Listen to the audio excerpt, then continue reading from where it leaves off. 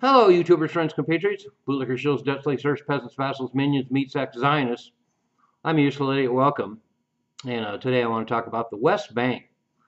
And so, as I pointed out in a recent video about the Israeli action against Gaza, of course, the entire October 7th event, as we now know, was orchestrated by Israel.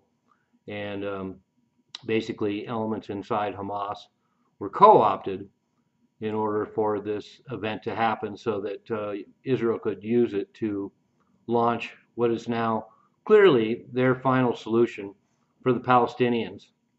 And so please check out my video to find out more about that.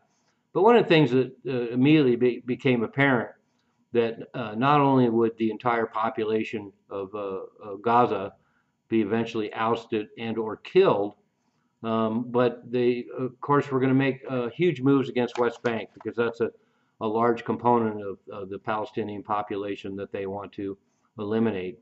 And we're seeing that in real time now.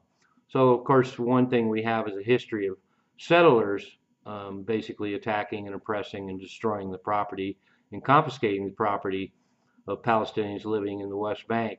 And the settlements have been condemned by the international community for years and years and years, and yet Israel just ignores that and keeps doing it. In fact, recently, once again, I think the UN declared that these settlements are illegal. But of course, as we know, that none of that ever stops Israel. They could give a shit what the international community thinks and are just going to forge ahead. So now we have the actual evidence that the West Bank Palestinian population will be eliminated and the West Bank will be completely annexed into Israel. And so what we have recently is the fact that there was a quiet bureaucratic maneuver and that Israel transferred the control of the West Bank from the military to civilian leadership. And that's a nuance, but it's a very big move. And that means that, like I pointed out, that the West Bank will be transferred to Israel proper. It will no longer just be overseen by Israeli military authorities. And there's 700,000 Israeli settlers in the West Bank. So, of course, the Palestinian population there is already overwhelmed. And since 1967, there's 130 major Israeli settlements inside of the West Bank, and there's 230,000 settlers in East Jerusalem. So this entire zone, including Jerusalem, will be absorbed into the Israeli state, and now it's only a matter of time. And right now, Israel's planning on another 6,000 settlements in West Bank. So the only possible way to make room for 6,000 more Israeli settlements in the West Bank is basically to eliminate all the Palestinians there. Unlike Gaza, they're not really taking the option of just slaughtering and killing and imprisoning all the Palestinians in the West Bank. They'll simply be expelled, and I would imagine they're probably just going to be shipped off to Gaza, where they can be killed, slaughtered, and imprisoned. Just bunch up all the Palestinians in Israel one place and take care of it once and for all.